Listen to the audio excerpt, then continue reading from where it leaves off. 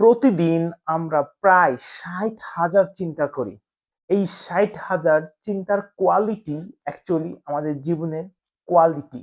তাই আমরা কিরকম থটস চিন্তা করছি সেটি অনেক ম্যাটার করে এবং আমরা কিরকম বিলিফ সিস্টেম নিজের ভিতর লালন করছি, কিরকম ভিজুয়ালাইজেশন নিজের ভিতর ভিজুয়ালাইজ করছি, কিরকম ইনার ভয়েস আমরা লালন করছি নিজের ভিতর, এগুলা আমাদের লাইফকে শেপ করে। তাই ভালো চিন্তায় নিজেদেরকে চিন্তিত করতে হলে আসলে আমাদের বই পড়া দরকার।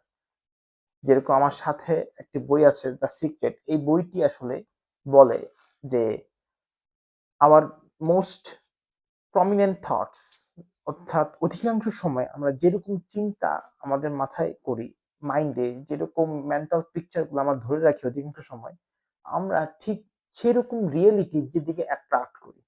তো এই বইটি আসলে এই ধারণাটি দিচ্ছে যে আমরা প্রতিদিন ৬০,০০০ যে চিন্তা করি, এর মধ্যে যে চিন্তাগুলো আমরা রিপিটেডলি বারবার করি, সেরকম চিন্তার যে কোয়ালিটি, সেই কোয়ালিটি আমাদের জীবনের কোয়ালিটি হয়ে যায়। তাই আমাদের এখন থেকেই আমাদের রাইট থটস পিক করতে হবে এবং রাইট থিংকিং এ নিজেদের মাইন্ডকে থিংকিং করতে হবে।